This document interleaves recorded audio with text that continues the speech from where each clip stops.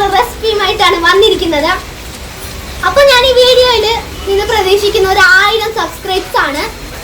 ഈ സബ്സ്ക്രൈബ് ചെയ്ത് മാത്രം പോരാ, നിങ്ങൾ ലൈക്കും ഷെയറും കൂടെ ചെയ്യാൻ മറക്കരുത് കേട്ടോ.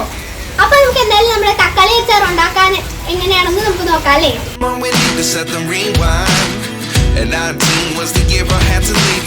നമ്മളിന്ന് നല്ലൊരു തക്കാളി അച്ചാറാണ് ഉണ്ടാക്കാൻ പോകുന്നത്. അതിനായിട്ട് 1/2 കിലോ തക്കാളി എടുത്ത് നന്നായിട്ട് കഴുകി വൃത്തിയാക്കി അതിൻ്റെ പുറംതൊലിയെല്ലാം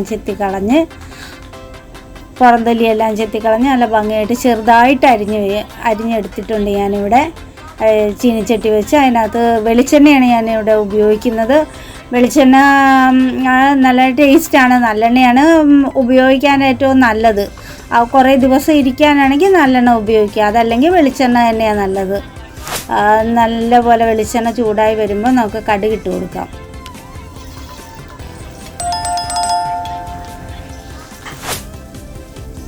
നല്ലപോലെ ചൂടായി വന്ന് കടുക് ഇതാ പൊട്ടാൻ തുടങ്ങിയിട്ടുണ്ട്. നല്ല ടേസ്റ്റി ആയിട്ടുള്ള തക്കാളി അച്ചാറാണ്, അടിപൊളിയാണ്, എല്ലാവർക്കും ഇഷ്ടപ്പെടും.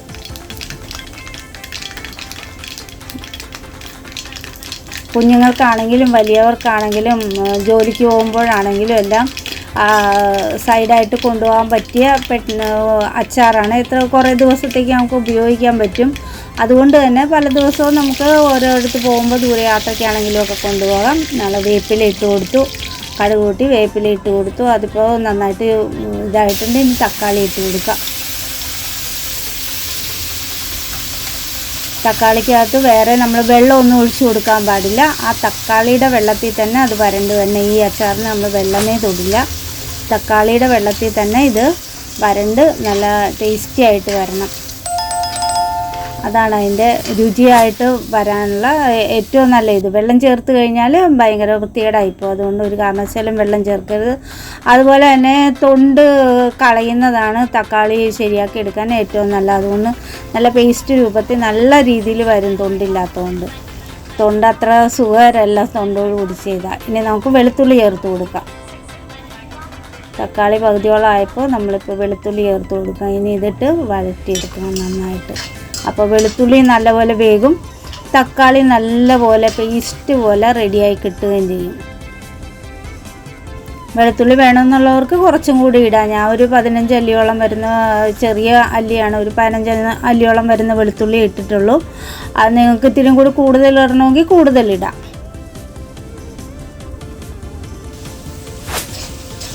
ഒരുമാതിരി വെള്ളമൊക്കെ വറ്റി വന്നിട്ടുണ്ട്. ഇനി കുറച്ചും കൂടി വറ്റിയിട്ടുണ്ടെങ്കിൽ നമ്മുടെ ബാക്കി സാധനങ്ങളൊക്കെ ഇടാൻ പറ്റുന്നതാണ്.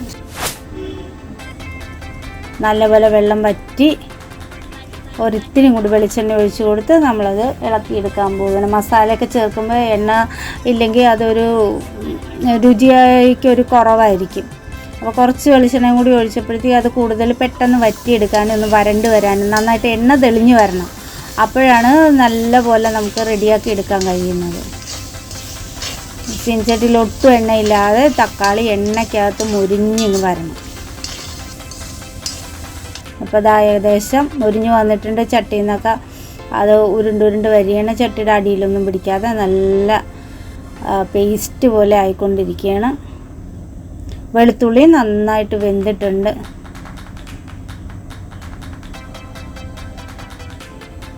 അല്ലാതെ ഉപ്പൊക്കെ നമ്മളെല്ലാത്തിനും ആദ്യമൊക്കെ ചേർക്കുക. ഇതിന് ഉപ്പ് നമുക്ക് അവസാന ഭാഗമാകുമ്പോൾ ചേർത്താൽ മതി. ഇപ്പോൾ നമുക്ക് മുളക് പൊടി ചേർത്ത് കൊടുക്കാം. ഇനി ഞാനൊരു 1.5 സ്പൂണോളം മുളക് പൊടിയാണ് ഇടുന്നത്. നിങ്ങൾക്ക് വേണമെങ്കിൽ 2 സ്പൂൺ ഇടാം, അതല്ലെങ്കിൽ എരിവ് കൂടുമെന്ന് തോന്നിയാൽ കുറച്ചിടാം. ഒരുപാട് എരിവിൻ്റെ ആവശ്യമൊന്നും ഇല്ലല്ലോ. എങ്കിലും അച്ചാറായതുകൊണ്ട് കുറച്ച് എരിവ് വേണം. ഇനി ഞാൻ ഉലുവാപ്പൊടി ഇട്ട് കൊടുത്തു. 1 സ്പൂൺ ഉലുവാപ്പൊടി ഇട്ടു. ഇനി ഒരു 1/4 സ്പൂണോളം വരുന്ന കായപ്പൊടിയും കൂടി ചേർത്ത് കൊടുക്കണം. കായപ്പൊടിയൊക്കെ ചേർത്ത് കഴിയുമ്പോൾ ഇളക്കിയൊക്കെ കഴിയുമ്പോൾ അച്ചാറിൻ്റെ ആ നല്ല ടേസ്റ്റ് ഇങ്ങോട്ട് വരും, നല്ല മണവും. ഒരല്പം മഞ്ഞൾപ്പൊടിയും കൂടി ചേർത്ത് കൊടുക്കുക. ഇനി ഇത് ഇളക്കി നന്നായിട്ട് യോജിപ്പിക്കണം. നന്നായിട്ട് യോജിച്ച് വരുമ്പോഴാണ് അതിൻ്റെ ആ ഒരു രുചിയെല്ലാം പുറത്തേക്ക് വരിക. നന്നായിട്ട് യോജിച്ചിട്ടുണ്ട്, നല്ല പേസ്റ്റ് പോലെയായി. നമ്മൾ മാങ്ങാച്ചാറ്, നെല്ലിക്കാച്ചാറ്, നാരങ്ങാച്ചാറും ഒക്കെ അല്ലേ എപ്പോഴും ഉപയോഗിക്കുക. വ്യത്യസ്തമായ ഒരു അച്ചാറാണ്. ഇനി നമുക്ക് ഉപ്പിട്ട് കൊടുത്ത് ആ ഉപ്പ് നന്നായിട്ട് യോജിപ്പിക്കണം.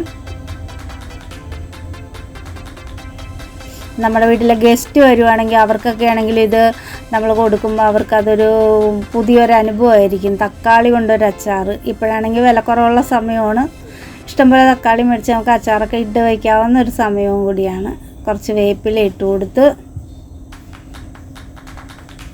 അതിട്ട് നന്നായിട്ട് ഇളക്കി യോജിപ്പിച്ച് ഇനിയാണ് പ്രധാന സംഭവമായിട്ടുള്ള വിനാഗിരിയിൽ ചേർത്ത് കൊടുക്കണം. നമ്മൾ വിനാഗിരി കൂടി ചേർത്ത് കഴിയുമ്പോൾ അതിൻ്റെ പുളിയും അതും ഇതും എല്ലാം കൂടി നല്ല ടേസ്റ്റായിട്ട് വരും.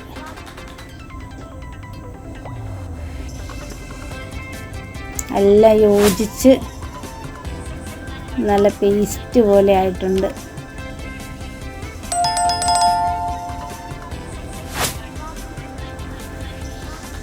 ഞാനൊരു 3/4 കൈയിലോളം വിനാഗിരിയാണ്, ഒരു 1/4 കപ്പിനടുത്ത് വരുന്നത്രയും വിനാഗിരിയാണ് ഉപയോഗിക്കുന്നത്. നമ്മൾ ആവശ്യത്തിന്, നമുക്ക് ഒരുപാട് പുളി വേണ്ടെങ്കിൽ അത്രയും വിനാഗിരി എടുക്കണ്ട, കുറച്ചെടുക്കാം. ഉപ്പ് പാകത്തിനാവുമ്പോഴാണ് അതിൻ്റേത് ആ കൃത്യമായ ടേസ്റ്റ് വരുന്നത്. അതുകൊണ്ട് ഉപ്പ് നോക്കി കറക്റ്റ് ചെയ്തിടണം. ഇപ്പോൾ നമ്മുടെ അച്ചാർ റെഡിയായി. ഇനി ഇത് ആർക്ക് വേണമെങ്കിലും നമുക്ക് വിളമ്പി കൊടുക്കാവുന്നതാണ്. വളരെ ടേസ്റ്റി ആയിട്ടുള്ളതും ഒരു പുത്തനായിട്ടുള്ള അച്ചാറാണ്. നിങ്ങൾ പരീക്ഷിച്ച് നോക്കുക.